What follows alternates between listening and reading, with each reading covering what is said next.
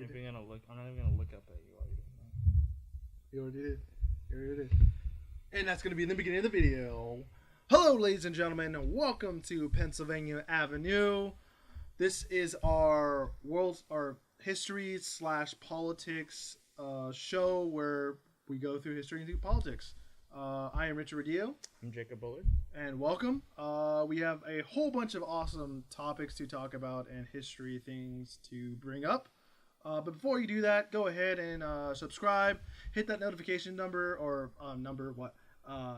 notification little bell thing. Make sure you do that so you get updated for all the videos for us. If you're listening on SoundCloud or on the audio, make sure to follow and to like and to let you know that there's also a video version.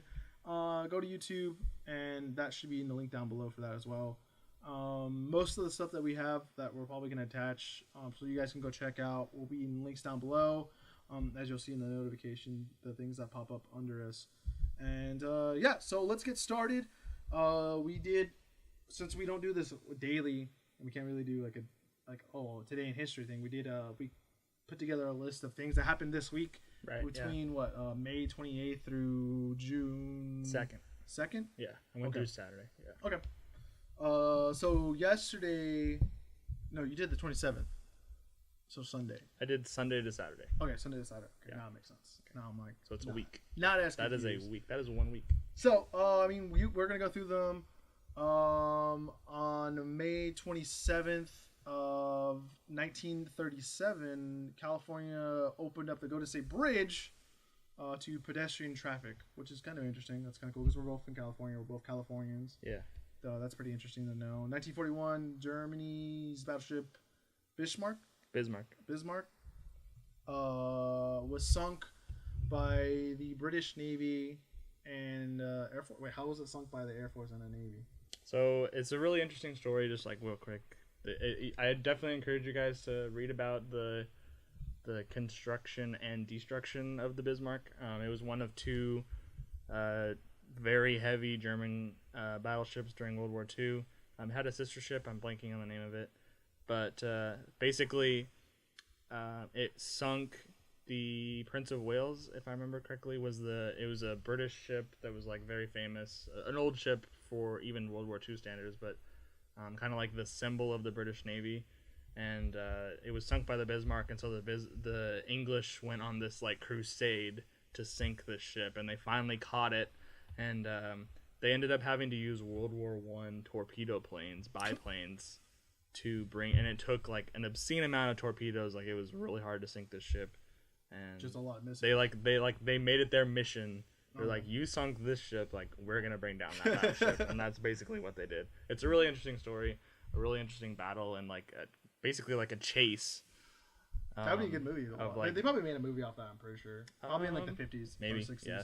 I would guess. Anyway, it's a really interesting story. I encourage you guys to check it out. All right. So moving on, May 28th, which was yesterday, Napoleon in 1805 was crowned.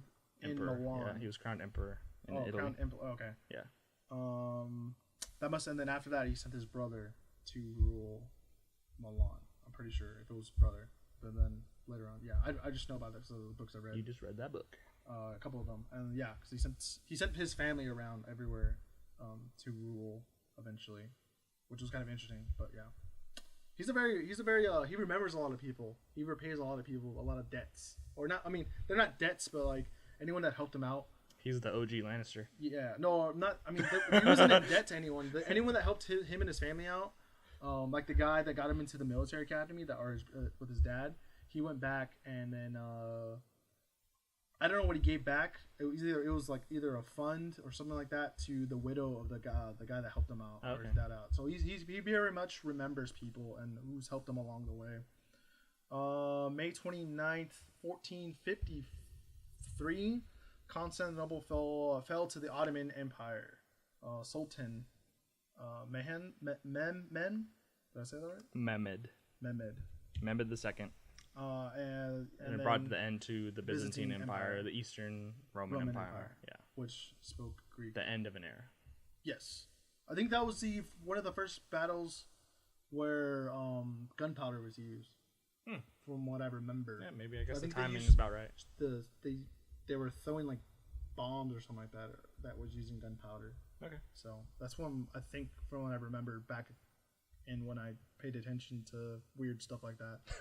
1790, Rhode Island becomes the last of the original colonies to ratify the Constitution, which makes sense because a lot of the smaller states were resisted because obviously Virginia plan, they didn't like that. Yeah. And then they came up with the was it Massachusetts, or there was another compromise or another plan, and then they came to the constitutional compromise. What was interesting, and something that I learned actually pretty recently about like Rhode Island being so late in ratifying the Constitution, is actually that the United States formed its government without Rhode Island.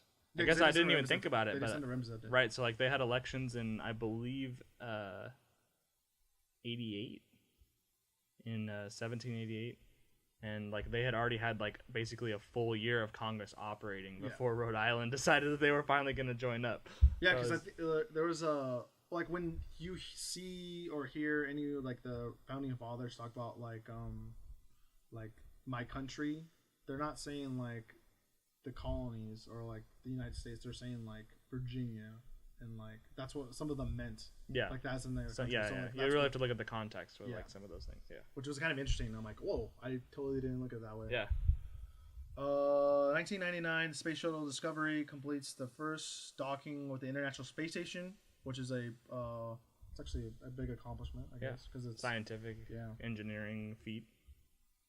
May 30th, 1922, the Lincoln Memorial was dedicated in Washington, D.C., or built? Dedicated. Opened. Okay, open. Yeah. Is that another word for saying opened? Basically. Okay, I didn't know that. I'm not as smart as you, I guess. And then a lot of great things like civil rights speeches. I Have a Dream speech was going on there.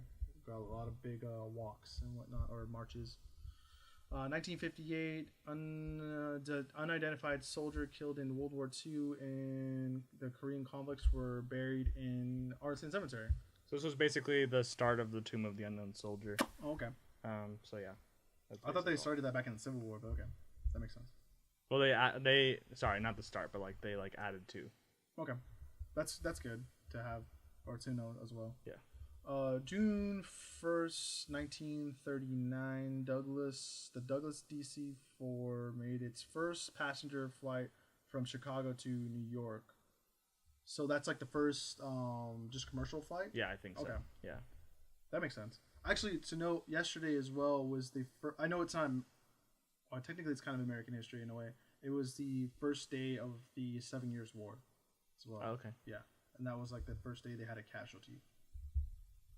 I don't know. I just know that. 1980, cable's news network CNN made its debut.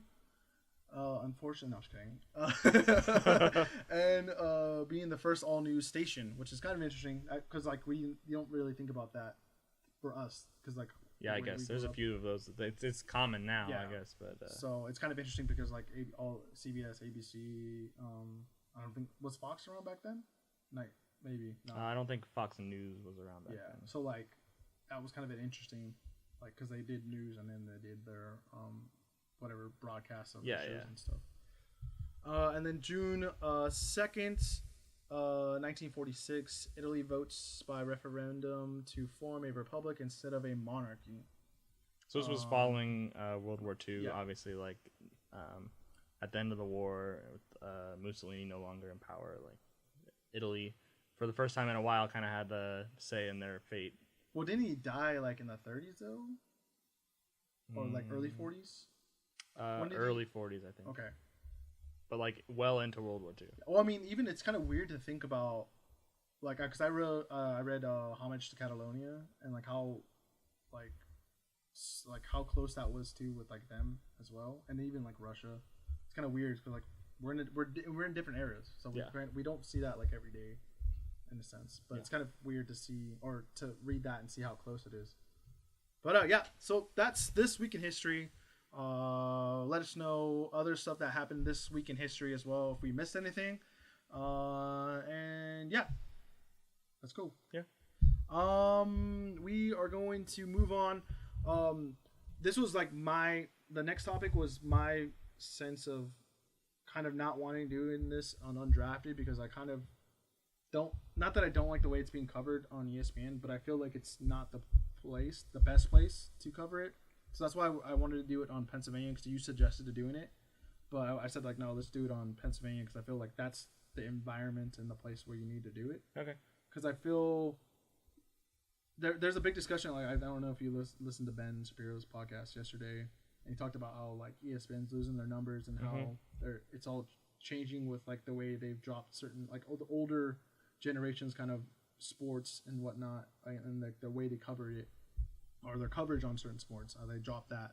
And as a result, there's a lot of people unsubscribing and whatnot. So right, yeah. I felt like let's do it here because this is where it should be really being talked about. Because I'm not saying we're experts, but he said, like, ESPN's, they're not political experts. So in a way, you go to ESPN for your news, and your politics. Yeah, and you want to relax and listen to sports. This is, going to CNN is where you want to be depressed in a way.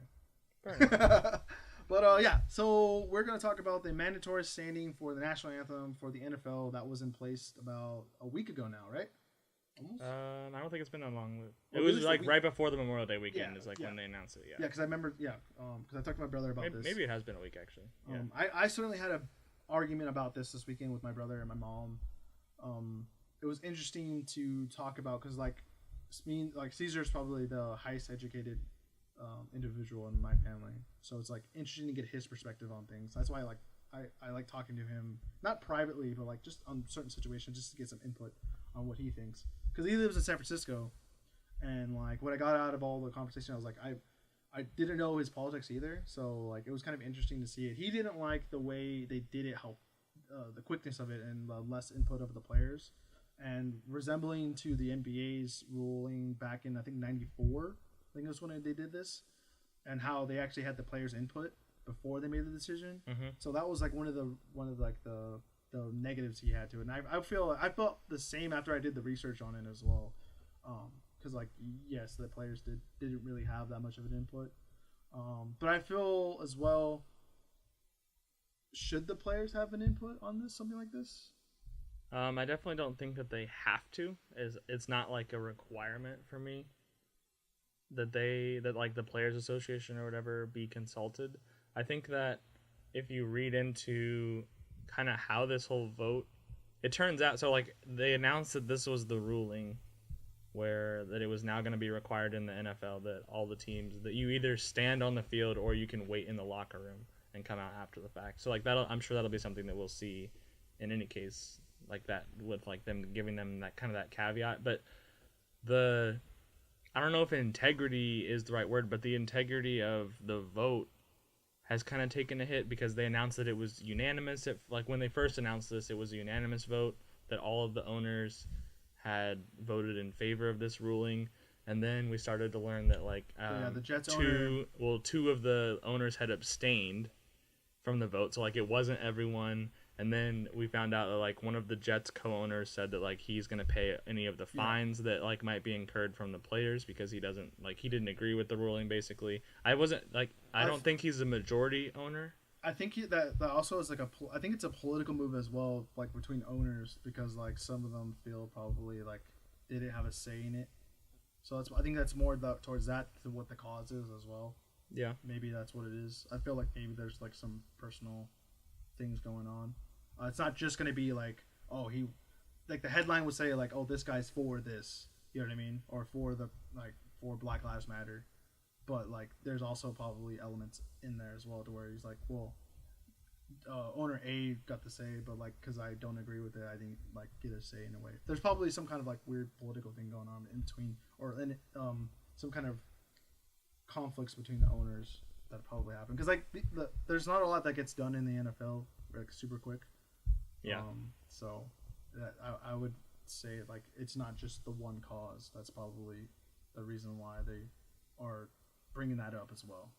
Well, as far as like whether or not I feel like should people be standing for the anthem, I think like what I hear a lot. First off, what I hear all the time is that like in doing this they're denying First Amendment rights, and I don't know, the NBA and the NFL are still, even though like they're very much in the public light, like they're private businesses, and private businesses have the right to make the rules as they see fit. And so I think that like there are plenty of things that you and I could say like. Well, I have an example, like even today, because like the job I work, I have to use my own phone, my personal phone, but like when I call a customer, or when I have to contact a customer, it masks my number. Okay. So, and then it masks their number, so they obviously can't have my number in a way. That's for privacy, right? Mm-hmm. And there's nothing that says where I have to give out my actual number, because that's why I give it to my company that I work for, not to the customer. But I had a customer that has a specific direction that says to call this number because she's not there, and it's for this person, Okay. and let them know they're there. But it's their number. So if I type that number into my phone, then I'm giving away my phone number. Mm-hmm. So I've done this, actually. This is the second time I've done this. I'm not going to say their name or like that. But like the first time I called and I said hello, unfortunately I don't want to give you my personal number because I feel like that's my number, and that's why we have it masked for that reason. And then the second time I did it, and then she said, well, she didn't take it well. But then the second time, I sent a text just to let her know, like, hey, this is me again. Unfortunately, I'm sorry. This is inconvenience for you. But she texted me back, like she even threaded like, oh, I'm gonna go. Can you please send it? Don't accept this assignment, or. Oh, okay. She didn't want you to. Yeah. Yeah, she doesn't want me to drive, obviously, but like, I don't have a choice anyways, but because or I'm gonna have to move the Uber Eats. I'm pretty sure my company that I work for isn't going to be too stressful about like that because of what I do and how many deliveries I do a week. So losing one customer isn't that bad. And the referrals that I've given to have more drivers, and then Crystal and Caesar, like I've probably benefited the company more than she has, obviously. So like that's what I'm saying. Like it's kind of like the same kind of thing. Like, am I going to give my personal number out to her in a way? Do you see the resemblance to what I'm saying? I guess, yeah. But I'm not saying it's like the First Amendment right, but I'm saying like there's no policy to where like I have to give out in a way, and it's kind of like standing for the flag, in a sense of like you're choosing to do that, and like there's not a policy to do that in a way. I guess. I don't know if I made that bridge. Well, where I was going was that there are all sorts of infringements, if you want to call it that, on free speech in the workplace. Like anyone who has any sort of regular job, there are 100,000 different things that you can say during that job that is going to get you fired. Like you don't really have free speech when you're like working or representing someone else. Like if you're representing another company, or if you're representing the NFL, or so like the NFL as like a group of owners and as a business is seeing like declining ratings, which I don't necessarily think that like those declining ratings are specifically tied to the whole. They did a poll, and it was 50% of the people there was like about 50% of the amount of people that they took a poll on said that they were not watching it because of that. Yeah. Okay, well then it's larger than I thought it would have been, but even still, I mean, so like they're reacting financially, which is like what any successful business does. They dropped down the ratings 8%, which is big for the NFL, and that's a lot of money lost. So yeah, and then what I hear a lot of times, like another argument that I hear is that, well, the players kneeling, like they're not disrespecting the flag, like that's not what it's about. Like it's about like specifically they always bring it like Colin Kaepernick kneeling about like police brutality against African American people in the United States. And while I agree that it may not be their intent to disrespect the flag by kneeling and to disrespect the anthem by kneeling, like it doesn't change the fact that they are, in my opinion. Like I understand that you're kneeling and for police brutality against African Americans, and there are certainly instances, and it just happened just even like a week ago. There was a Milwaukee Bucks guard that like the Bucks are suing the local police department or something like that for like something that happened to him. I don't know the details of that story, but like it happens, and like there's no two ways about that. They're like, it does happen in this country. But like statistically too, when they say, I think there's some things when they say that like they have it worse in a way. Like statistically though, like there like I think there's more white men that have that situation than they do black. But just I think it's also because of like the population. Yeah, that's what I would have to know, like a little bit more details about those statistics. I remember seeing that in a couple of things that I read that statistically that happens more often to a white man than it does to a black man, by like not by much though. Okay. So, but like it's a rarity as well. It can happen. Not that it can happen to anyone, but like it can be easily avoided if both sides are communicating well and both sides are doing what they're supposed to do as well. Because a lot of it too is just people not just doing what they're supposed. Not that what they're supposed to do in a way, but like when I've gotten pulled over a couple of times, not because like I'm like speeding or like that, but like when I get pulled over, I turn my car off, put my keys on my dash, and then I have my hands on the wheel. I mean, not that that's like common sense or like that, or everyone should do that. I just do that just because I feel like that's the right thing to do, and it just makes it easier. And that's probably what the officer would ask you to do when he gets exactly. Anyway. Or if he'll probably ask to put my hands out. And like I remember like I had to pull out to get my registration. I was like, is it okay if I open this up? Like I even had the courtesy to ask that. So I just want to make them comfortable because like they're humans. They don't want to be as uncomfortable as you do. Because like the one thing I'm not that I'm saying most afraid of, but I'm most uncomfortable with is actually having a gun around me. I feel really uncomfortable for some reason. Like I remember Brandon asking me to go shoot with him. I'm like, oh, I'm good. Like I not that I don't want to, or I just don't feel comfortable, and like I probably eventually will break that barrier eventually, but I just like I'm not comfortable around like a gun like that. But like I said, going off on a tangent, sorry. It just I think what they could have done better is like maybe just educating people on it, both sides. Holding people accountable obviously for what they've done. But also just like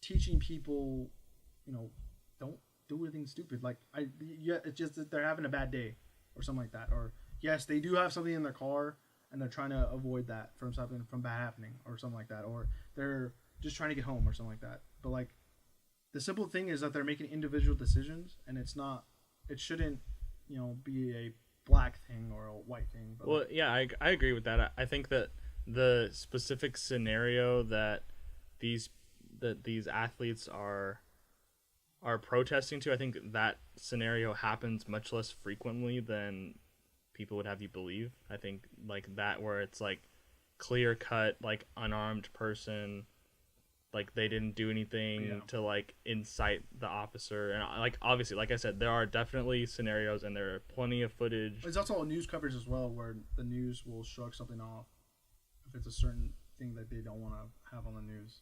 Yeah, well. Sometimes you see that. But like, so I understand like what they are protesting, but as a result of the manner in which they are protesting, they are also disrespecting the anthem and disrespecting the flag. Like they are happening simultaneously. For me, it's like not a matter of intent. So like a lot of like the counter argument is always like, well, like that's not what they're not protesting the flag. They're protesting like these things that are happening. And it's like, yes, you are protesting that, but in doing so, you are also disrespecting the flag. And then you hear like, oh, well, then you shouldn't allow people to like be walking around and like buying food and whatever during the anthem. It's like, yeah, I agree with that as well. Like when you're like when we go to the Angel games and stuff like that, like we stop, we take our hats off, like even if we're like not out on the field, like everyone like watching the person sing. Looks at us like weird, like wait, what? Oh, my bad. Right, yeah, and I think even at like Angel Stadium, like they stop all the concessions and they stop like if you're outside the stadium still, like at the security gate, like they stop like people can't come through the metal detectors, like they stop everything for the national anthem, and like they should do that at all. I don't know if they do that at all stadiums. They should do that at all stadiums, and like the fans should they should have more respect for the anthem and the flag as well. So I don't know, it's frustrating all the way around. That they give the NFL athletes and the NBA and like all professional sports, like they have more access to the media than almost anyone else. And so like they have this tremendous platform if they want to use it. Now I might not necessarily agree with their opinions and their beliefs, but if they want to, like they literally every day they could go out at like the press conference after every game. That every game in every sport has a press conference after, and like I guarantee you, especially now, like in the NFL, like people are going to be asked about it all the time, like the whole anthem scenario. Like now with like now there's going to be people waiting in the locker room through the game and such, and like they have a platform to talk about this, and I feel like that doesn't happen very often. Yeah, like no one like comes out and talks about like. At least most people, like there's been a few. There's like been like Bennett when he was with the Seahawks, and like obviously Colin Kaepernick when he was still in the league and stuff like that. But like they have this opportunity and this avenue to like talk about and like try to support and defend their beliefs. It's also another thing too is like that. It's not that what they're doing with their community and whatnot, but like what exactly are they doing? I feel like if I was in that position, I would go back to like help out my specific community first. Not that it's saying like. I feel like that would be a better decision, and I think the league should like because the league has like they have programs for like rookies and whatnot. Not that they should incorporate something like this, but like maybe you should go back to your community and help out those specific kids there so that they would have just as good of a chance.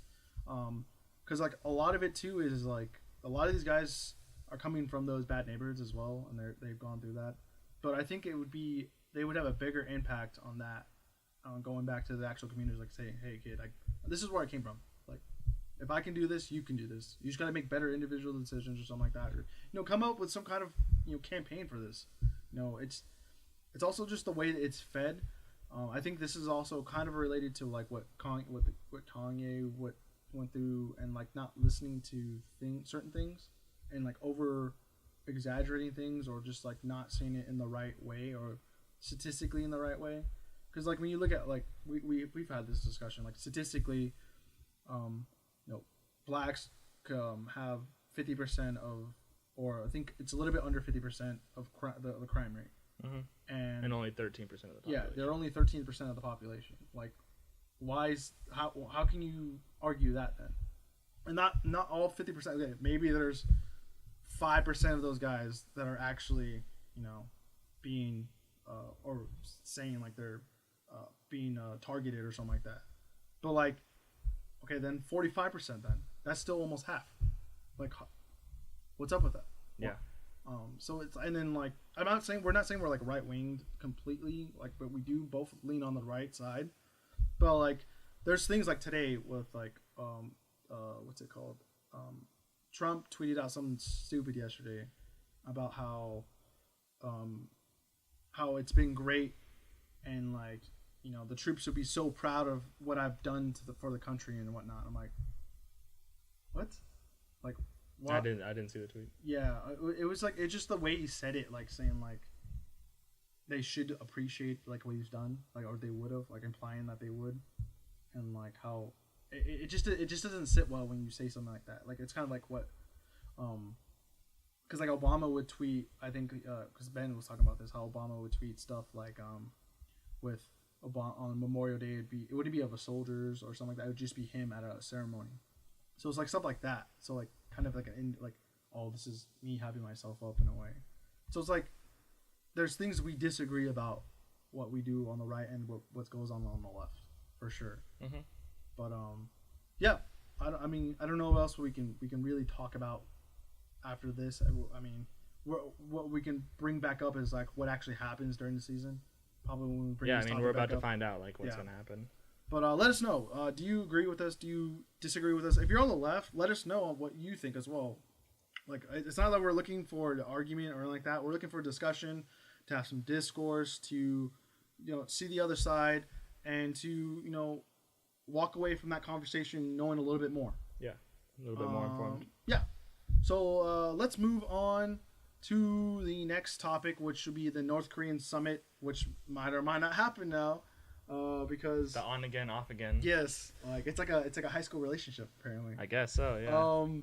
But yeah, they announced the summit, and then they pulled out, or North Korea pulled out, or somewhat. They said like a statement like, "Oh, if we are giving up these weapons or something like that, then and we're not getting anything in return, then we're gonna pull out." But then Trump had like a tweet that said like, oh, okay, basically, and then and he had this whole like he sent him this whole letter, like basically explaining the decision and talking about how much larger. Once again, going back to like classic Trump, talking about how much larger our nuclear arsenal is. Yeah, because like you said, like if you're not going to, talk with us and have to come to an agreement, then you're not going to you're not going to be in our crosshairs, basically. Yeah.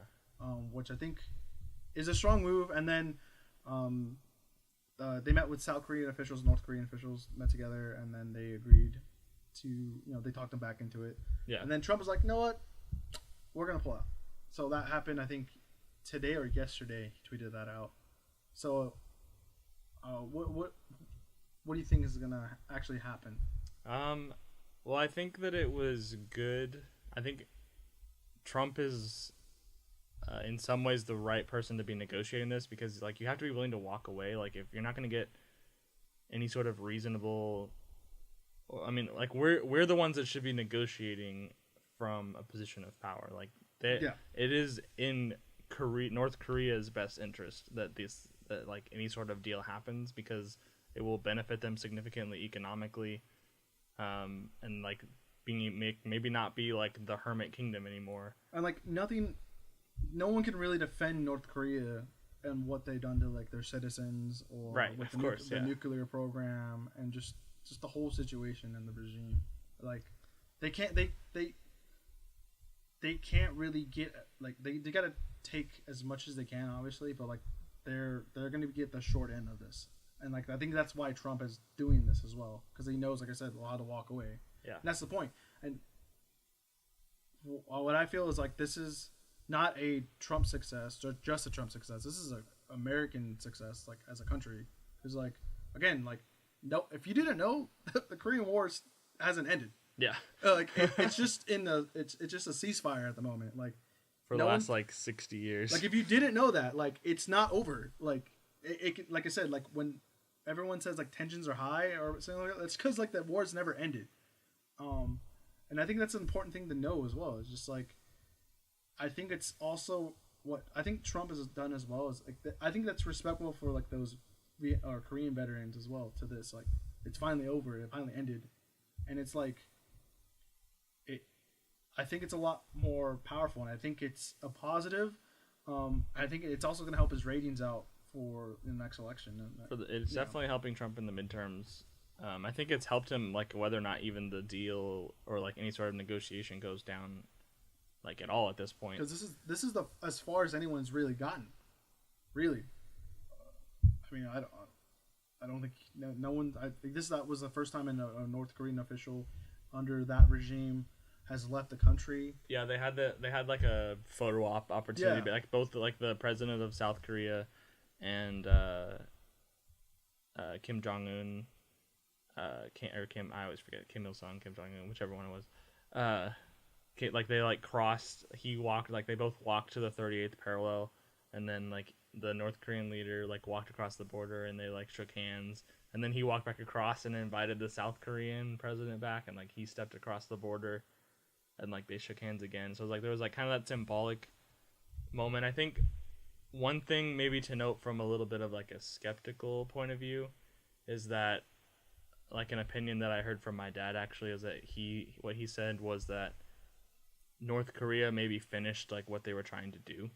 Like they developed their nuclear program to the point where, like, all these years that they've had it, and they've been testing rockets, and they've been testing like the nuclear bombs and such like that. Like they got to a point now that like they accomplished their goal of what that testing was. Okay. And so now they're willing to come to the table because they've already finished. Like it doesn't matter if their nuclear program is dismantled, like because they already accomplished what they wanted to do. Yeah. As far as like the nuclear testing and all that. Yeah, facility they could have blown up, which apparently people are reporting it was an accident. They're right, that it was like destroyed in testing or something like that. Yeah, but like that might have been a thing where like they were just them blowing that up just to blow it up or something like that. Yeah, it could be. So I mean, there's definitely reason to be cautious. Maybe cautiously optimistic that like because like like we've said, like it is in their best interest to like comply and like to get these sanctions off of them that they've had for so long, and to like open themselves up to the world a little bit.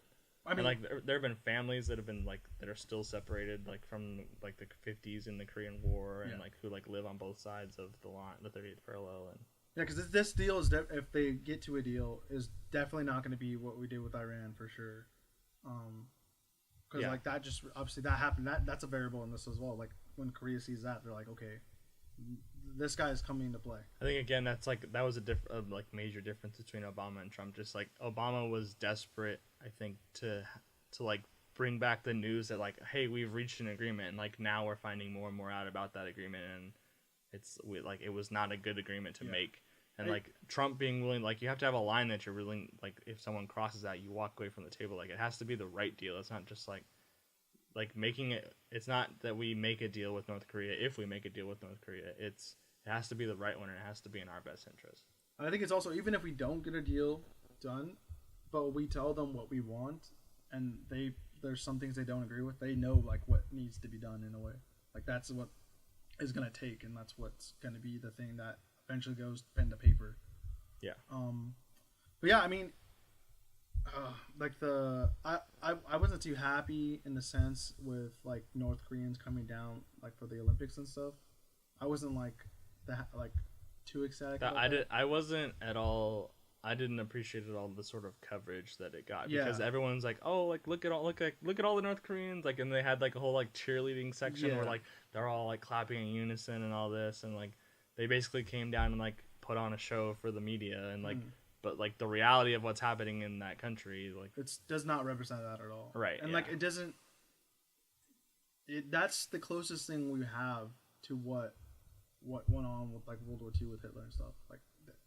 And that people I think people don't really realize that, like, and that's what's like scary, that like people look at that and they're like, oh, that's fine, like they're together, it's unity. It's like, no, I would say it's more in line with like the early Soviet Union, like because like what's different, like we're kind of getting into the weeds a little bit here, but like what's different with North Korea and like Germany in like the 40s was that like North Korea lacks cultural diversity. Like they don't have like Jews or like very many, like they don't have another race or another religion really to like round up. Yeah. Like that's kind of like what was happening in Germany. I think more like Soviet Union, where it's like a homogenous society, like everyone's basically like the same race, same like that sort of thing. So okay, that's better. Yeah, I take that back. Sorry, my bad. See, we can take things back, correct ourselves. That's a good thing. I'm learning. You're learning. Yeah. You're learning too. Hopefully. But yeah, that's basically all we have for that. I think, is that the show? Depends on whether or not you want to talk about Roseanne. Oh, thank you. Oh God, I don't have it on screen. That's why. Oh, that's right. Yeah, that is my fault that it's not on the screen. No, I mean that's not your fault. I should have probably done something to put that in, but it's okay. But yeah, last thing, today, or I think it was maybe last night or this morning. It was this morning. Okay. Yeah. Roseanne of the Roseanne Bar. Roseanne Bar. Is it Barnes or Bar? Barr, I think. Okay. Bar. Roseanne Bar. Tweeted out. It was basically like anti-Islamic, and then anti. I didn't really get. So there was the first tweet, I believe, was I forget the woman's name, but it was something about Planet of the Apes and something else had a baby. It was like this person. Yeah. I'm gonna look for it. Keep talking. I meant to save the link for it. So oh man, I'm really trying to think of like what the other cross thing was. So like right off the bat, I understand that, and like this was the sort of like she apologized. Oh, she doubled down on the second thing, like what you were saying, Lizzie. She said that like Islam is not a people, it's a religion, and like there are a lot of people, like Islam is not a race, I think is what she said, and which I didn't really have a problem with the second one personally, as much as I did the first one. I'm stupid, Henry. Okay. So we're pulling it up live right here. Un momento, por favor. So basically, I just felt like even without like figuring out what the other like phrase was that she used, like you cannot have an ape reference with a black person or an African American, or like that right off the bat doesn't fly. I understand that like she's saying like she came out and she apologized. She said it was like a bad joke and like she shouldn't have made that reference. I think that so like what happened in the aftermath was like literally like moments, an hour, probably no more than an hour. ABC announced that they had canceled Roseanne, and there was producers that were ready to like walk off the show, and like some of her co-stars came out obviously against what she had said, and like ABC canceled it. And it had been, at least in the beginning, you know, this was a show that everyone was really excited about. ABC was making a lot of money off of the show. It had I think more than 18 million viewers when it premiered earlier in the fall. I think that personally I feel the canceling of the show was a little I think like canceling the show for this reason was maybe a little bit premature. I think the first tweet that she put out was definitely out of line, and I feel like she didn't really even get a chance to apologize before like everything was over. Well, okay, before we go with that, let's just say it's not good to say this regardless. You cannot make Planet of the Apes what we're doing is we're trying to help cross that bridge to where you understand what we're coming from, I guess, with this discussion. So go ahead. Sorry.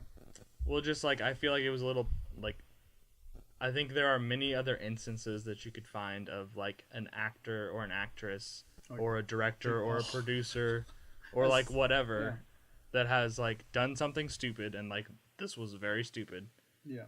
And survived. Like maybe had like, you know, kind of disappear for like a few weeks or whatever and then come back. Are you making the argument for like saying like if she was on the left or this was like a comment that was like negative to the right, no, I think repercussions? Well, I think personally that might be true, but I was coming more from an angle of like I don't feel that the cancellation was only because of this. I think that's what they'll tell you is that like this was a reaction to her tweet, but like if you look purely at like if you look at the ratings as well, like there were basically like half the people that watched the premiere watched the finale. So like the numbers were already starting to dwindle. I think in like even just a very small way, this was an excuse to cancel a show that would have been inevitably probably canceled at the end of the next season. Yeah. Well, I think, like I said, we watched Ben or hear Ben. Yeah. And he had a good defense for like why they would and why people are not watching it, because like it seemed like a pro-Trump, pro-right show in a way, but like the way they wrote it, it was like to where they kind of stereotyped those kind of people in a way, and I think that's what this was another bad taste. So not only are they gonna take away like news coverage in a way that is gonna put these people in this box, but they did it in the show, which a lot of people... I think like more of what he was saying was like that show particularly in its heyday was so popular because all the other shows was like mostly left-leaning with one conservative, and like the one conservative person was like always picked on, or like they tried to like show why that was wrong or whatever. And then Roseanne in its prime was like like a conservative show. I would equate it more like I don't know if you've watched any of Last Man Standing with Tim Allen, but like that's definitely a show that's like it almost feels out of place at this point because it is such a like conservative leaning, and like the things that they like let him get away with. Not get away with is the wrong phrase, but like for like I think it was on ABC for a while, and so like it's just surprising to see like the opinions that they allowed that show to have. But and then what he was saying to Roseanne is that like they brought everyone like loved this show, conservatives especially loved this show in its like prime, and then they brought it back and everyone was excited, and then they found out, oh well, it's like now it's left leaning, like now it's like condescending of like more traditional conservative values, and it's like not what it once. The show is not what it once was. Yeah. Well, yeah, because like with the scene with her grandson, I think that's what it was, right? And like I don't remember the specifics of the scenes. He was basically like cross-dressing, I think, and like maybe I don't remember. She was like saying, "Oh, he's just being himself" or something like that. There was some weird. I forgot what it was. I'll have to double check. But yeah, I would say like, I think that they were gonna, like they said, like they were gonna cancel that show. I think it was already dwindling. I think it's already, everyone already had a bad taste in her mouth. I think she went on to Jimmy Kimmel and like she talked some mad game, just like making fun of the host and all the late night hosts for making fun of Trump. Like, like there's a clip I'll show you after. I recommend to everyone because like I think that she already had a target on her back. This was just like the opportunity to like, okay, let's just take her out. She's definitely not back down from saying like somewhat controversial things on Twitter. And this is like one of the very few right wing or right leaning people in, you know, the entertainment business as well. Yeah, I would say so.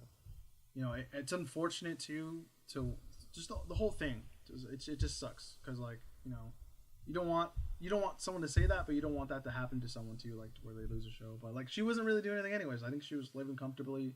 She probably didn't need the money as much. But like, here's another question. Do you think like Fox might pick this show up or something? No, I think that it's toxic now. I think like what you're gonna see now is, this is something similar that cropped up a few years ago. Maybe not as like bad as this was, but when the whole controversy surrounding like the Confederate flag came up like a few years ago, and like flying the Confederate flag, and like the Dukes of Hazzard, like they have the flag on the top of the car, and like I forget what TV station it was, but like they weren't gonna air the Dukes of Hazzard anymore because the car had the Confederate flag on the, like they had been running reruns of the Dukes of Hazzard for like years. Yeah. And like all of a sudden it became this kind of hot button issue, and now they were not gonna. What's that incident that happened last year with the statues? I forgot what it's called. Was the city in it was it Charlotte? Charlotte, yeah. Charlottesville. Yeah. So I kind of feel this way about, like, I feel like I wouldn't be surprised now if I don't even know if Roseanne I'm sure they were like as popular as the show it was. I'm sure they were reruns somewhere. Like I wouldn't be surprised now that like no one plays the Roseanne reruns anymore, and like. Well, Netflix. I think Netflix has them, or it's either Hulu or Netflix has them on there. So it'd be cool, or not cool. It'd be something to pay attention to, see if they pull those off as well. Yeah, I wouldn't be surprised if that happens. I think that's the world that we live in now. It's like that can also be a thing where people might start to rewatch those old episodes again, and to where like Hulu's like, they might not do that because people are watching it and it's making them money. So maybe. ABC was making pretty good money from Roseanne, and they were willing to walk away. But we'll see. We'll see in the next week or two and see what kind of executive decisions will be made and whatnot. Yeah. But yeah, that's it. Yeah, I think that's going to be the end of episode 2. No, episode 2. Episode 1. That was the first episode, episode 2. Of Pennsylvania Avenue. Thank you very much for listening. If you're on SoundCloud listening to the audio, know that there is a video version on YouTube. That link is down below. And also to follow and like it, please, or give that big old heart button a click. And if you are watching us, thank you again.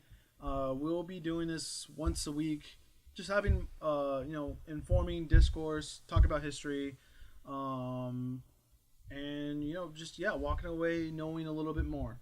I've been Richard Badillo. I'm Jacob Bullard. And thank you guys for watching, and we'll see you guys next time.